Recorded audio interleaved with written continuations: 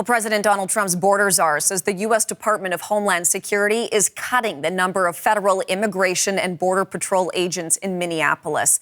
This decision follows weeks of protests after 2 American citizens were killed by federal officers. However, there are still more than 2,000 agents on the ground there. Effective immediately, we will draw down 700 people effective today. 700 law enforcement personnel. We have also fully integrated CBP personnel into the ICRO team structure under one unified chain of command.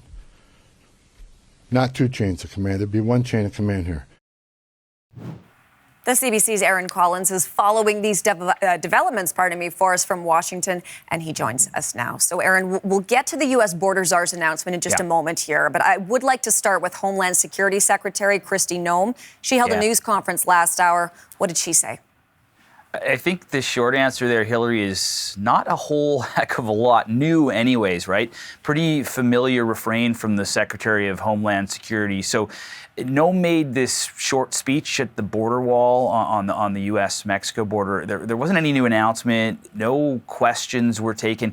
And the message was pretty clear, right? It was a celebration, she even used that word, of the Trump administration's efforts to dramatically reduce immigration. Have a listen.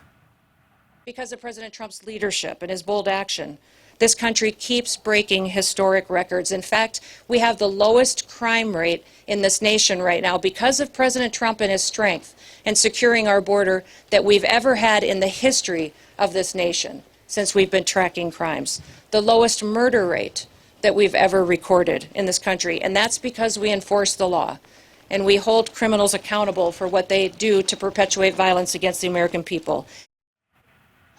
So we've heard this before. This, of course, all comes as, ICE officers are being roundly criticized for their deployment in Minneapolis, as you mentioned in the introduction there.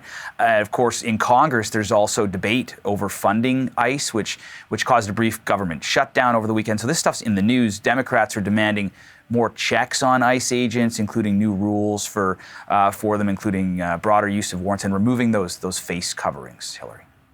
Okay, and Aaron, let's get back to those earlier comments from Tom Homan, Trump's border czar, because he was speaking earlier in Minneapolis. What was his message? Yeah, it was mixed compared to Noem's, right? And I don't think that's unintended, right? The administration, Noem sort of out there crowing about the immigration crackdown and the successes on the southern border. But the headline in Minneapolis is that 700 ICE troops are going to be removed from the city. So a drawback, right? This is obviously part of a shift in tone from the White House after the killings of Alex Preddy and Renee Good in that city.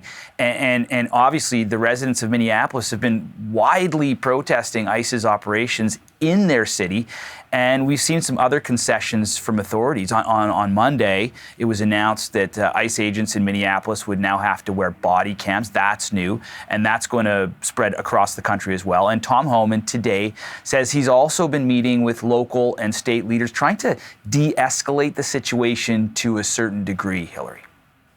Well, we had our differences. One thing was clear. We all committed to public safety for all who live in the Twin Cities.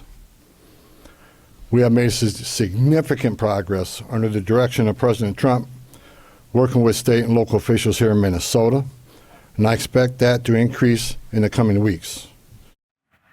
So certainly a bit of a conciliatory tone there from Homan, but Homan's clear ICE isn't abandoning its mission in Minneapolis. And just to put this reduction in ICE agents in perspective, you touched on it earlier, removing 700 agents, that still leaves 2,000 in the city, and that's up from just 150 before this surge started in December. Okay, some remarkable numbers there. Aaron, thank you for all of this. We do appreciate it. The CBC's Aaron Collins for us in Washington.